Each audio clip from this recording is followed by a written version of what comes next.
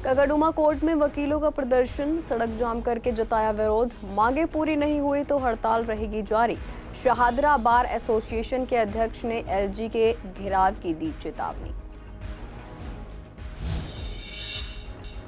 Delhi metro में किराया बढ़ोतरी से यात्रियों ने जताई चिंता। लोगों ने कहा रोजाना का सफर हुआ मुश्किल, किराया बढ़ने से आम लोगों की जेब पर पड़ेगा असर।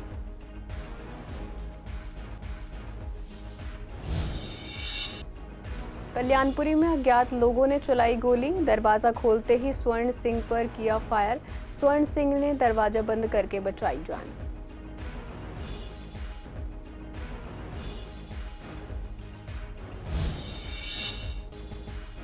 विवेक विहार में निर्माणाधीन इमारत से गिरी ईंट, परिवार वालों ने लापरवाही का लगाया आरोप। आईसीयू में जिंदगी से लड़ रहा है अमन।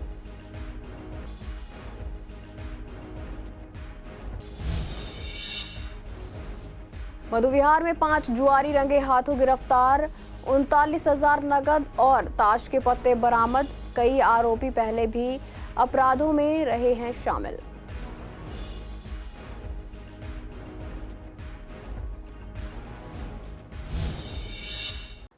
नमस्कार, आप देख रहे हैं सीसीएन डिजिटल। मैं हूं आपके साथ शिवानी तिवारी। स्वागत है आपका हमारे खास कार्यक्रम पूर्वी दिल्ली खास में। बुलेटिन की शुरुआत करते हैं कुछ खास खबरों के साथ। पूर्वी दिल्ली के ककड़ुमा कोर्ट के वकीलों ने सोमवार को सड़क जाम कर जोरदार प्रदर्शन किया। वकीलों का कहना है कि जब तक उनकी मांगें पूरी नहीं की जाती तब तक हड़ताल और विरोध प्रदर्शन जारी रहेगा। शाहदरा बार एसोसिएशन के अध्यक्ष वीके सिंह ने बताया कि उन्होंने अपनी मांगों को लेकर दिल्ली की सीएम रेखा गुप्ता से मुलाकात की थी, लेकिन सीएम ने इस पर कोई प्रतिक्रिया नहीं दी। इस पर नाराजगी जताते हुए वीके सिंह ने कहा कि अगर सरकार ने जल्द कदम नहीं उठाए तो वकील दिल्ली के उपराज्यपाल और सीएम के आवास का घेराव करेंगे। वहीं कोर्ट में काम से जुड़े लोगों और आम जनता ने भी परेशानी जताई। उनका कहना है कि हड़ताल की वजह से उन्हें काफ़ी दिक्कतों का सामना करना पड़ता है और तारीखें बहुत लंबी मिल रही हैं, जिससे उनका काम अटक रहा है। पूर्वी दिल्ली के ककड़ुमा कोर्ट के बाहर हम इस वक्त मौजूद हैं और आप देख सकते हैं किस तरीके से विरोध प्रदर्शन यहाँ पर जो है एडवोकेट यहाँ पर कर रहे हैं। इनकी जो मांगे हैं उनसे बातचीत करेंगे कि इनकी जो मांगे हैं वो क्या क्या हैं। सर, आपकी क्या क्या मांगे हैं और आज आप सारे जो एडवोकेट्स हैं वो सड़कों पे हैं? जितनी भी प्रोसीडिंग का नोटिफिकेशन हुआ है वीसी से उसके खिलाफ है। और कल एक नया और आ गया कि सम्मन और नोटिस ईमेल और व्हाट्सएप पर सर्विस मानी जाएगी। तो ये एक तरीके से ये है वो थाने से वो जो होती है क्या नाम है गवाही, क्योंकि कोर्ट में आने के बाद कोई भी आदमी हो एक मानसिक प्रेशर उस पर कोर्ट का होता है। मुख्य मांगे सिर्फ एक ही है, जो रिमोट एक्सेस बनाया जा रहा है उसे वापस लिया जाए, उसे वापस करा जाए। जैसे अदालतें में पहले गवाही होती रही है उसी तरीके से गवाही चलनी चाहिए। ये पब्लिक एट लार्ज के अगेंस्ट है। इसमें जो देखो लिटिगेंट कौन होता है, मुकदमे किसके होते हैं? वकील साहब तो डिफेंड करते हैं, मुकदमे जनता के हैं, जनता इफेक्टेड है इससे। ये हम अपने लिए नहीं लड़ रहे, ये क्लाइंट के लिए लड़ रहे हैं। जो अभी 80% 60% जो इन्हें न्याय मिलता था सिविल बंदों को, क्लाइंटों को, वो बिल्कुल 100% खत्म हो जाएगा। और किसी भी पब्लिक प्रोसिक्यूटर को, इवन नायब कोर्ट्स को, सबकी एंट्री बैन की है। देखिए, सबसे पहले तो मैं बताऊं, ये स्ट्राइक सिर्फ ककड़ुमा के लिए दिल्ली की सभी जिला न्याय अदालतों में है। और ये रोड जो ब्लॉक हुई है आज सिर्फ ककड़ुमा के बाहर नहीं हुई है, दिल्ली के हर उस जिला अदालत के बाहर हुई है जहाँ पर ये कानून के लिए लोग कानून की लड़ाई में न्याय की आस में आते हैं। ये सेंट्रल गवर्नमेंट की तरफ से पास हुआ है, उसी को अल्टीमेट करने के लिए, उसके इम्प्लीमेंट के लिए ये है, अब पास हो गया। मैं ये कहना चाहूँगी कि अगर हमारी मांगे पूरी नहीं की गई तो हम ऐसे ही प्रोटेस्ट करते रहेंगे और मैं अपने कमेटी मेंबर्स के साथ हूँ। जैसा भी उनका फैसला होगा मैं उनके साथ हूँ। सर, मांग एक सिंपल सी मांग है हमारी, ये जो काला कानून वापस इसको वापस जब तक नहीं लेंगे तब तक हमारी ये हड़ताल जारी रहेगी और ऐसे धरना प्रदर्शन होगा। इस धरना प्रदर्शन को अब आगे बढ़ाया जाएगा और इस धरना प्रदर्शन के बढ़ाने में हम लोग सीएम का भी घेराव कर सकते हैं, हम लोग एलजी का भी घेराव कर सकते हैं और इसके बाद जो भी रूपरेखा होगी हमारी कोऑर्डिनेशन कमेटी तैयार करेगी। मेरा कोई भी काम नहीं हो रहा है, मैं चक्कर काट रहा हूँ। सब जो ना हड़ताल पे हैं, कोई भी कोर्ट का कोई काम नहीं हो रहा है। और इतने मैं बड़ी मुश्किल से आया हूँ और तो आना जाना भी मेरे लिए बहुत भारी हो रहा है। मैं बुजुर्ग आदमी हूँ। नहीं हो पा रहा है। क्या कारण था, क्या पता चल पाया आपको? वकीलों की हड़ताल चल रही है इसलिए नहीं हो पा रहा काम। काम नहीं हुआ, सारा काम चौपट हो गया। आए थे कुछ काम होगा हमारा, लेकिन स्ट्राइक थी, कुछ काम नहीं हो पाया हमारा। मेरी कोई बात नहीं हो पाई मैडम से, कल हुई थी बात, कह रही थी कुछ चल रहा है, मांगे वगैरह हैं कुछ उनकी, अब क्या ये नहीं पता मुझे। कितनी दिक्कतें हो रही हैं? सारी दिक्कतें गाजियाबाद से आए हैं सफ़र करते हुए। दिल्ली मेट्रो का सफर आज से महंगा हो गया है। अब किराया 1 से 4 रुपए तक बढ़ा दिया गया है। इसी को लेकर जब यात्रियों से बात की गई तो उन्होंने चिंता जताते हुए कहा कि अगर DMRC लगातार किराया बढ़ाता रहा तो आम लोगों के लिए रोजाना का सफर मुश्किल हो जाएगा। एक यात्री ने बताया कि दिल्ली में पहले से ही बसों की कमी है, जिस कारण उन्हें मजबूरन मेट्रो का सहारा लेना पड़ता है। अब अगर मेट्रो का किराया भी बढ़ा तो उनकी जेब पर सीधा असर पड़ेगा और दैनिक खर्चे संभालना मुश्किल होगा। यात्रियों का कहना है कि सरकार को बढ़ते किराए की बजाय सार्वजनिक परिवहन को और सस्ता बनाने पर ध्यान देना चाहिए। आम आदमी पे तो बहुत ज़्यादा बोझ पड़ेगा, जो हम मैनेज करके चलते हैं अपने परिवार को, किचन की जो मैनेज करते हैं, इसका जो फ़र्क है वो पूरी व्यवस्था पे पड़ जाएगा। जो एक घर चलता है तो घर पे सीधा इफेक्ट पड़ेगा इसका, क्योंकि हम लोग डेली आते जाते हैं, डेली आने जाने पे हमें एक्स्ट्रा देना पड़ेगा। तो दोहरी परेशानी हो रही है ना। बस का अरेंजमेंट ये कर नहीं पा रहे हैं कि रोड पे है तो बसों की संख्या बढ़ाएं, बसों की संख्या नहीं बढ़ा रही तो इसका मेट्रो का किराया बढ़ाना ये कोई सॉल्यूशन नहीं है। मुझे नहीं लगता कोई खास दिक्कत होगी, थोड़ा बहुत बढ़ता है तो नेचुरल से प्रोसेस है। दिल्ली मेट्रो ने तो किराया बढ़ाया है, DTC बस में भी किराया बढ़ा है और वैसे ऑटो ने भी किराया बढ़ा दिया है, ठीक है, जिस वजह से ट्रैफिक भी रहता है सड़कों पे। और जहाँ तक कि मैंने देखा है कि रोड पे पानी भर जाता है तो उसका कोई समाधान ही नहीं है। आप रोज़ आना जाना करते हैं? जी। कितना किराया देते, कहाँ से कहाँ जाते हैं? मेरा कम से कम डेली किराया लगता है एक तरफ से 200 रुपये। मैं मोदीनगर से ट्रेवल करता हूँ, मोदीनगर से दिल्ली और गुड़गांव दोनों सफ़र करता हूँ, तो मेरा डेली मतलब एक तरफ से 200 रुपये लग जाता है। पूर्वी दिल्ली के थाना कल्याणपुरी के इलाके में आज स्वर्ण सिंह नाम के एक व्यक्ति पर अज्ञात हमलावरों ने गोली चला दी। बताया गया है कि सुबह एक फ्लैट की दूसरी मंजिल पर 3 अज्ञात लोग आए और फ्लैट का दरवाजा खटखटाया। जैसे ही वहां रहने वाले स्वर्ण सिंह ने दरवाजा खोला तो उसने देखा कि जो लोग दरवाजे के बाहर खड़े हैं उनके हाथ में तमंचा है। स्वर्ण सिंह ने तुरंत दरवाजा बंद कर दिया। दरवाजा बंद करते ही बाहर खड़े शख्स ने फायर कर दिया। गोली सीधा बाथरूम में जाकर लगी और गोली चलाते ही वे लोग वहां से भाग गए। पुलिस CCTV खंगालते हुए अपराधियों का पता लगा रही है कि वे कौन लोग हैं जिन्होंने स्वर्ण सिंह पर गोली चलाई। स्वर्ण सिंह का कहना है कि उसकी किसी से कोई दुश्मनी नहीं है, वह सिलाई का काम करता है। उसका कहना है कि ऊपरी मंजिल पर रहने वालों का किसी से पैसे का लेन देन का विवाद है।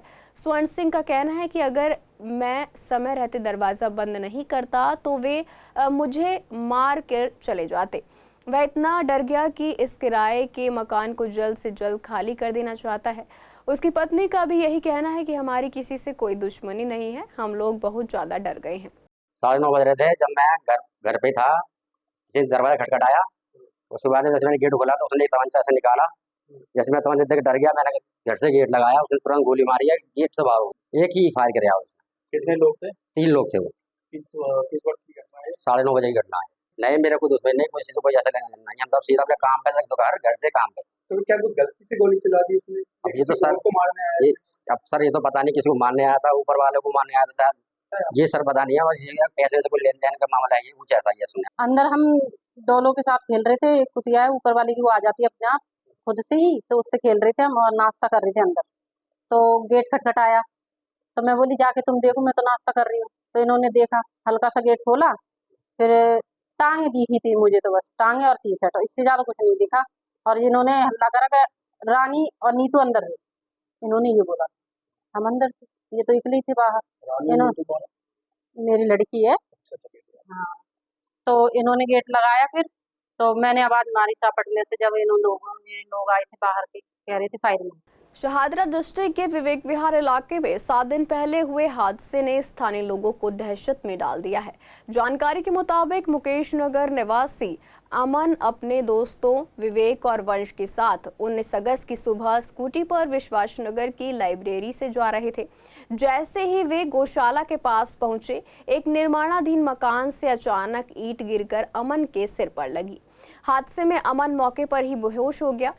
संवाददाता से बात करते हुए अमन के पिता रजनीश ने बताया कि फिलहाल अमन की हालत नाजुक है। उनके सिर की हड्डी टूट गई है, वहीं सीधे साइड के एक हाथ और पैर ने काम करना बंद कर दिया है। अमन को तुरंत पास के अस्पताल ले जाया गया, जहां प्राथमिक उपचार के बाद उन्हें जीटीबी अस्पताल रेफर किया गया।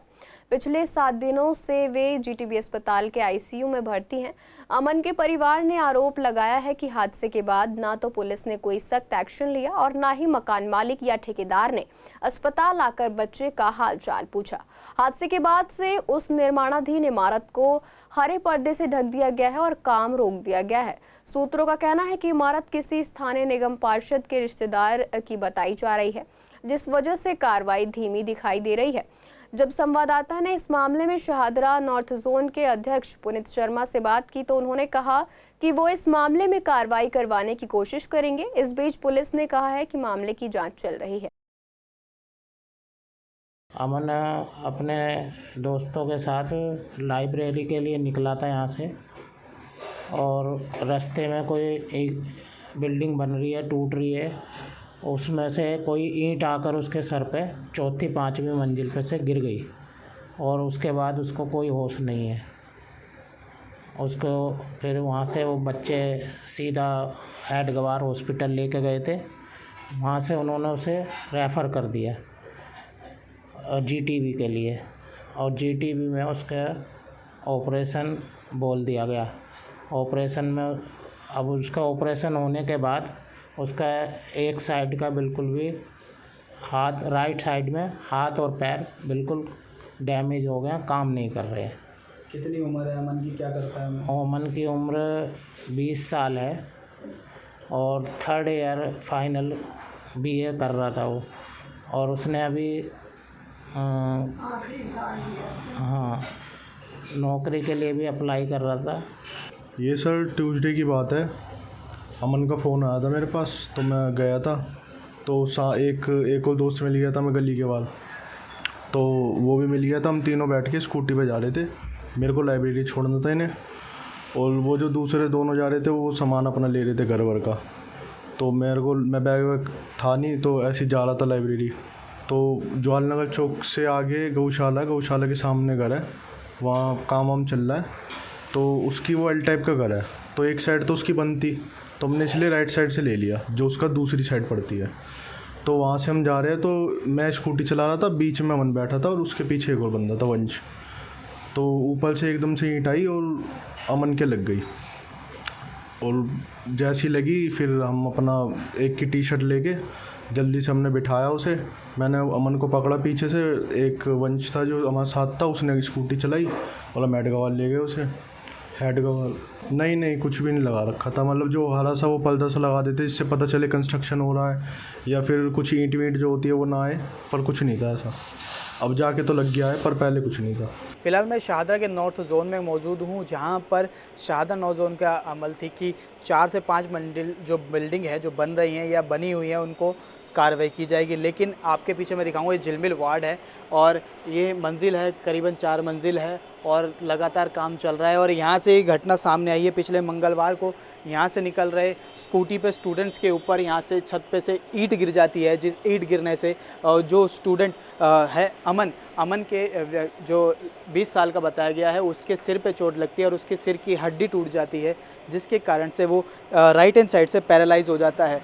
उसके साथ जो मौजूदा दोस्त थे विवेक और वंश, दोनों उसको तुरंत हॉस्पिटल लेके जाते हैं। हॉस्पिटल ले जाने के बाद उसको हेडगवार हॉस्पिटल में एडमिट कराया जाता है, जिसके बाद जीटीबी हॉस्पिटल में रेफ़र किया जाता है। लेकिन उसकी जो कंडीशन है बड़ी नाजुक बताई जा रही है। इस दौरान यही वो गली है जहाँ से अभी देखेंगे लेडीज़ निकल रही है, यहाँ पर ही उसके ईंट लगी थी। अभी तो सुरक्षा की दृष्टि से देखा जाए तो बिल्डिंग ऑनर या बिल्डर्स ने यहाँ पर हरा पर्दा लगा दिया है, लेकिन उस घटना के दौरान पर यहाँ पर कोई भी सुरक्षा व्यवस्था नहीं थी, हरा पर्दा नहीं था, क्योंकि उस रात की बिल्डिंग की वीडियो भी वायरल हुई है।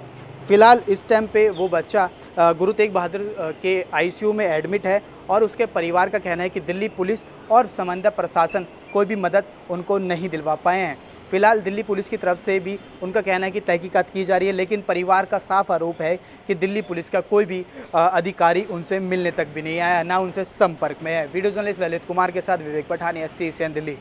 पूर्वी जिले की मधुविहार पुलिस ने अवैध जुए के अड्डे पर कार्रवाई करते हुए 5 जुआरियों को रंगे हाथों पकड़ा है। उनके पास से 39,500 नकद और ताश के पत्ते बरामद किए गए हैं। टीम को गुप्त सूचना मिली थी कि आईपी एक्सटेंशन के मंगलम रेड लाइट के पास चिल्ड्रन पार्क में कुछ लोग जुआ खेल रहे हैं। सूचना मिलते ही एसएचओ मधुविहार की अगुवाई में एसीपी तिलक चंद बीस्ट के निर्देशन में हेड कांस्टेबल सचिन त्यागी और टीम ने छापा मारकर सभी आरोपी को गिरफ्तार कर लिया। पकड़े गए आरोपियों में दिलशाद, दयालचंद पुजारी, इरशाद अली, सिकंदर कुमार और चतुर सिंह शामिल हैं। जांच में सामने आया कि इनमें से कई लोग पहले भी अपराधों में शामिल रह चुके हैं। इरशाद अली पहले डकैती के मामले में पकड़ा जा चुका है, जबकि दयालचंद और चतुर सिंह पहले भी जुए के 5 मामलों में शामिल रहे हैं। पूछताछ में आरोपियों ने कबूल किया कि वे बिना मेहनत के जल्दी पैसा कमाने के लिए जुआ खेलते थे। पुलिस ने जुआ अधिनियम की धारा के तहत मामला दर्ज कर लिया है और आगे की जांच जारी है। जीएसटी सुधार को लेकर लोगों को उम्मीद थी कि रोजमर्रा की जरूरी चीजें सस्ती होंगी, लेकिन हकीकत इसके उलट दिख रही है। शाहदरा इलाके के दुकानदारों ने बताया कि बीते 2 दिनों में घी के दाम अचानक 20 से 25 रुपए तक बढ़ गए हैं। घी जैसी जरूरी चीज के दाम बढ़ने से आम लोगों की जेब पर सीधा असर पड़ेगा, खासकर आने वाले त्योहारों में जब इसकी खपत और ज्यादा होती है। दुकानदारों का कहना है कि कीमत बढ़ने के बावजूद फिलहाल बिक्री पर खास फर्क नहीं पड़ा है, लेकिन लंबे समय में इसका असर जरूर दिख सकता है। घी के साथ साथ सरसों के तेल के दाम भी 5 से 10 रुपए तक बढ़े हैं, जिससे लोगों का बजट और बिगड़ सकता है। ऐसे में आम जनता को राहत मिलने के बजाय महंगाई का बोझ और बढ़ गया है। लोगों को अब इंतजार है कि जीएसटी के स्लैब घटाए जाने से उन्हें असली राहत मिलेगी या नहीं, क्योंकि फिलहाल बढ़ती कीमतें उनके लिए चिंता की वजह बन रही हैं। नहीं, अभी तो फिलहाल वहीं पे है जो मैनुअली पुराने रोड हैं वही चल रहे हैं अभी। पहले क्या रेट थे? वैसे नॉर्मल जो दुकानदारों का रेट था वो 570 रुपये था। अच्छा। और काय का किया था तो वो 607 रुपये का था। देखो अपने अपने हैं, धीरे धीरे सारे होती है, जैसे बढ़ोतरी देखी जाती है तो सब अपना अपना बढ़ाते हैं। जैसे इनका मक्खन का रेट बढ़ा है कुछ दिन में। हाँ, अब धीरे धीरे 62 रुपये प्रिंट हो गया वो उनका। नवरात्र तक तो लग तो रहा है चांस, बाकी देखो 5 से 10 रुपये लीटर बढ़ा है सभी पे, अधिकतर पे। हाँ, मिल्क फूड में 20 रुपये लीटर। हाँ, डायरेक्ट। वजह क्या लग रही है जिस तरीके से? इन दिनों बढ़ जाते हैं, आगे खपत होती है ना, नवरात्रि दिवाली, उसकी वजह से बढ़ जाते हैं। हर साल ऐसे होता है? हर साल ऐसे होता है। कोई ऐसे फेस्टिवल के बाद डाउन हो जाते हैं। सर्दियों में देसी घी मंदा हो जाता है, दूध मंदा होता है, घी मंदा होता है सर्दियों में। अच्छा। हर साल ही होता है मंदा। क्यों? सर्दियों में घी मंदा ही होता है हर बारी। तब तो लोग ज्यादा खाते हैं घी। ना, सर्दियों में घी मंदा हो जाता है क्योंकि खराब नहीं होता दूध वगैरह, प्रोडक्शन बढ़ती होगी ना, इसलिए मंदा होता होगा। अच्छा। ये हमें अनुमान है। 20 रुपए किलो की तेजी आ गई है। कोई खास ब्रांड्स में? सभी में किसी ने 15 बढ़ाए, किसी ने 20 बढ़ाए हैं। तो पहले क्या रेट चल रहा था और अभी क्या रेट चल रहा है? पहले जैसे मधुसूदन की बात कर लो आप, तो मधुसूदन पहले 525 था, अब 35 हुआ, 40, 45, ऐसे 5-5 रुपये 10-10 रुपये पकड़ करके 20 रुपये लीटर की तेजी आ गई है। अफेक्ट तो पहली वजह व्यापार में मंदा चल रहा है और मंदा चल रहा है। अब 1 तारीख को पता चलेगा, कस्टमर की जब पे मिलती है जब पता चलेगा। नहीं, पहले से बहुत मंदा है खरीदारी पर भी। 15 अगस्त के बाद कुछ चीज़ें ऐसी जो महंगी हुई हैं उसके बाद में? 15 अगस्त के बाद तो ऐसी कोई विशेष आइटम कोई महंगी नहीं। देखो कुछ भी हो जाए, तेजी कुछ भी हो जाए, लेकिन सेल तो होनी है। जिसको जो खरीदना खरीदेगा। अब ऑलरेडी जैसे मधुसूदन वालों ने है, पहले लीटर था, अब उसको 850 ग्राम कर दिया है। अच्छा। उन्होंने 50 ग्राम घी घटा दिया। कस्टमर सोचता है कि उतना ही वजन है, अब वो ले जाता है, उसमें गुजारा कर लेता है। डूसू के चुनाव 18 सितंबर को होने हैं और कॉलेजों में इसका माहौल अभी से देखने को मिल रहा है। विवेक विहार के विवेकानंद कॉलेज में हमने जायजा लिया तो देखा कि इस बार एबीवीपी, एनएसयूआई और एसएफ 3 मुख्य पार्टियां चुनावी मैदान में हैं, आमने सामने हैं और जोर शोर से प्रचार कर रही हैं। कॉलेजों के स्टूडेंट्स ने बताया कि प्रचार के लिए इस बार पार्टियां सीधा छात्रों से संपर्क कर रही हैं। वे उनसे बातचीत कर रही हैं, उनकी समस्याएं जान रही हैं और अपने वादों के बारे में जानकारी दे रही हैं।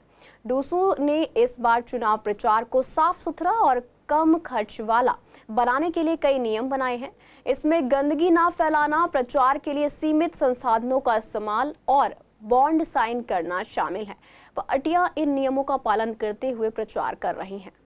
अभी तो कैंपेनिंग वगैरह हो रही है, बस ऐसे ही बच्चों से बात हो रही है बस। और ऐसा में पॉइंट्स क्या क्या रखे जा रहे हैं बच्चों के सामने? काफ़ी प्रॉब्लम्स है कॉलेज में उसको लेकर, ऑडिटोरियम वगैरह बंद है काफ़ी टाइम से, तो वही रिस्पॉन्स कैसा आ रहा है? अभी तो ठीक आ रहा है, अच्छा आ रहा है, बच्चे सपोर्ट कर रहे हैं। सपोर्ट कर रहे हैं, क्या उम्मीद लग रही है इस बार? अब देखते हैं, उसका तो पता नहीं है। भी निकल कर आपके सामने 3 साल से आ रही थी, बट अब इतने साल से कुछ काम भी तो नहीं हुआ है, तो अब बच्चे दूसरी पार्टी को देना चाहते हैं मौका। पॉइंट जैसे जो छात्रों के इश्यूज़ है, जैसे अभी बहुत बड़ा हमारा इशू है कि उसको लेकर हम कैंपस में भी अभी प्रदर्शन करने वाले हैं। हमारा इशू ये है कि जो छात्रों को जो मेट्रो का किराया होता है उसके अंदर कम से कम जो वृद्धि हुई है उसे कम किया जाए, छात्रों को कंसेशन दिया जाए, कम से कम 50% का कंसेशन छात्रों को दिया जाए। उसके लिए हम लोग प्रचार कर रहे हैं अभी अंदर। सर, एक बॉन्ड की भी बात कही गई थी, जो बॉन्ड साइन करना पड़ेगा। बॉन्ड साइन करना पड़ेगा, 1 लाख रुपए का बॉन्ड वो यूनिवर्सिटी के लिए जो कैंडिडेट होंगे उनके लिए है। उसके लिए भी हम लोग आवाज़ उठा रहे हैं कि इस तरीके का अगर ना किया जाए, क्योंकि पहले कभी ऐसा हुआ नहीं है। पर लास्ट ईयर ये था कि कंपेयरिंग में काफ़ी ज़्यादा दीवार पे पोस्टर्स और गंदा हुआ था, काफ़ी जो हुआ था। उसके लिए हमने ऐसा बोला है कि इसको कम किया जाए, 25,000 तक कर दे तो बच्चा से तो थोड़ा पॉसिबल होता है कि इसको अफोर्ड कर सकता है। एक्चुअली देखो, हम तो अपनी तरफ से पूरी ट्राई कर रहे हैं, पूरी कोशिश कर रहे हैं, बट वही है ना कि बच्चे सपोर्ट में होने चाहिए। हम पूरी वो चीज़ कर रहे हैं, बट वही जैसे जैसे समझा रहे हैं हम उनको कि हमारे हित में लड़ो, ये करो वो करो, तो वो समझ रहे हैं उस चीज़ को लेके। एनएसवाई को कितना सपोर्ट मिलता हुआ नजर आ रहा है? 100 में से 90% तो है मेरी में, क्योंकि मेरे सपोर्ट में मेरे पीछे भी बहुत बच्चे हैं कि मेरे को अगर मैं खड़ी होती तो मुझे वोट देंगे। अभी काफ़ी सारे गाइडलाइंस जारी हुए हैं डूसू के लिए, लाइक हम लोग एक्स्ट्रा मनी खर्च नहीं कर सकते या प्रिंटेड चीज़ें यूज़ नहीं कर सकते हैं या फिर खाने का लालच नहीं दे सकते। तो हमने अपने लिए हैंड प्रिंटेड जो कार्ड्स होते हैं वो जारी किए हैं सारे बच्चों के लिए। बच्चे खुद जा कर के उनसे मिल रहे हैं, बात कर रहे हैं, उनकी प्रॉब्लम्स जान रहे हैं। हम डेली मीटिंग्स करते हैं बच्चों के साथ, जानते हैं कि वो बच्चे क्या प्रॉब्लम हो रही है। काफ़ी चीज़ें हैं कॉलेज में, इशूज़ हो रही हैं, बट उस पर हम लोग काम करने की कोशिश कर रहे हैं। इलेक्शन को लेकर तैयारियां जैसे पिछले साल थी उससे इस बार बढ़कर तैयारियां हैं और प्रचार भी बहुत अच्छे से हो रहा है। सारे जितने भी कार्यकर्ता और जो चुनाव लड़ना चाह रहे हैं वो भी बहुत अच्छे से लगे हुए हैं, बहुत बढ़िया चल रहा है। वैसे तो पहले ABVP NSUI होती थी, इस बार SFI का भी एक आया है। हाँ, एक कोई कैंडिडेट आया है, उसका नाम भी, बट अभी तक वो दिखा तो है नहीं। अच्छा, बस सिर्फ एक कार्ड ही दिखा है उसके नाम का। काफी रिस्ट्रिक्शन लगा दी गई है इलेक्शन कमीशन की तरफ से। देखिए, क्या लग रहा है? कहीं ना कहीं रिस्ट्रिक्शंस वो अच्छे भी हैं, इन्वायरमेंट के लिए अच्छे हैं, क्योंकि पिछली बार बहुत ज़्यादा कूड़ा हो गया था, तो दिल्ली यूनिवर्सिटी के लिए वो बहुत बड़ी चीज़ थी उस चीज़ को क्लियर करना। तो वो कहीं ना कहीं अच्छी बात है उन रिस्ट्रिक्शंस का होना। इससे हमें एक चीज़ मिलेगा कि हाँ, जो चुनाव है ना वो एक पैसे के दम पे नहीं बल्कि नॉर्मली भी एक इंसान जीत सकता है। प्रचार अच्छा चल रहा है, सोशल मीडिया का ट्रेंड है, उस टाइम से सोशल मीडिया के थ्रू ही चल रहा है। तो क्लासेस में जाती है, कॉलेज के अंदर कैसे करोगे? क्लासेस टू क्लास कैंपेन्स होती हैं, बच्चों को कैंटीन्स एरिया में या फिर फॉयर एरिया है, ऑडी है, वहाँ पे जाके बताया जाता है कि ABVP क्या है, क्या काम कर रही है और क्या अभी तक करा है। दिल्ली के CM ने जलभराव की समस्या को हमेशा के लिए खत्म करने के लिए एक ब्लूप्रिंट तैयार करने का ऐलान किया है। इसके तहत सीवर की पाइपलाइन, पानी की निकासी और रुकावटों को दूर करने की पूरी योजना बनाई जा रही है। इस पर बात करते हुए पार्षद संदीप कपूर और पार्षद भरत गौतम ने बताया कि नई सरकार बनने के बाद से जलभराव को लेकर काम तेजी से हो रहा है। पहले जहां हल्की बारिश में ही पानी भर जाता था, अब वहां काफी हद तक समस्या खत्म हो चुकी है। हालांकि कुछ जगहों पर अभी भी जलभराव होता है, लेकिन उसका समाधान भी जल्दी कर लिया जाता है।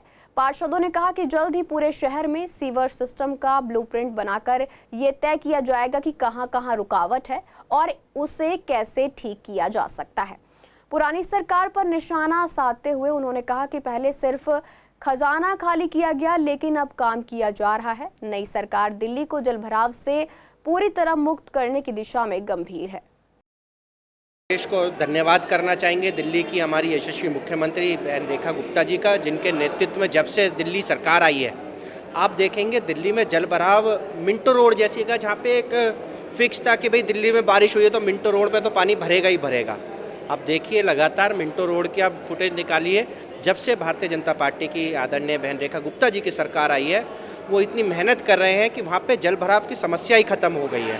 और आप देखेंगे जो मुख्यमंत्री जी ने बताया ब्लू चार्ट के लिए, आप पिछले कार्यकाल देखिए, पिछले 10-11 साल से तो दिल्ली में सिर्फ आरोप प्रत्यारोप की सरकार थी। पानी भर गया तो जी MCD की दिक्कत, बड़े में पानी भर गया तो जी मोदी जी की दिक्कत, किसी न किसी जगह उन्हें सिर्फ आरोप लगाना होता था और आगे भागना होता था। अब लेकिन भारतीय जनता पार्टी की सरकार है, प्रधानमंत्री नरेंद्र मोदी जी के नेतृत्व में बहन रेखा गुप्ता जी काम कर रही हैं। दिल्ली के पूरे सीवर सिस्टम का दोबारा से ब्लू चार्ट बना के तैयार हो रहा है। दिल्ली से कूड़ा हटाने का अभियान आदरणीय मुख्यमंत्री रेखा गुप्ता जी ने 1 अगस्त को शुरू किया था।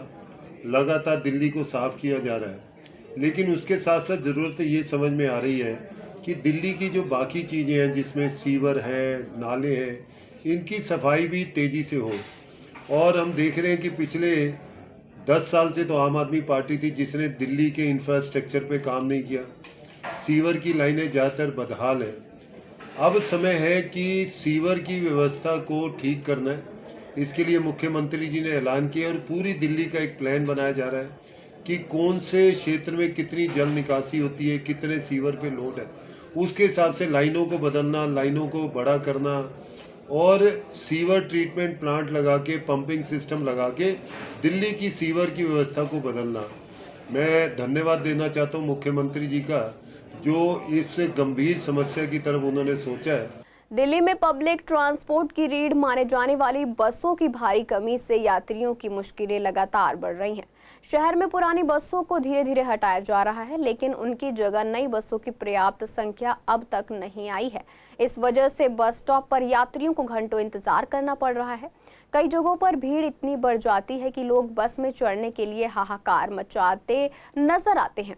सरकार ने नई बसें खरीदने की प्रक्रिया शुरू की है और दावा किया है कि आने वाले समय में बेड़े को मजबूत किया जाएगा। हालांकि यात्रियों का कहना है कि नई बसें आने की गति पुरानी बसों को हटाने की तुलना में बहुत धीमी। स्थिति लगातार बिगड़ रही है और आम लोगों को रोजमर्रा की यात्रा कठिन होती जा रही है। एक्चुअली बस की टाइमिंग थोड़ा डिले है, थोड़ा नहीं बहुत ज़्यादा।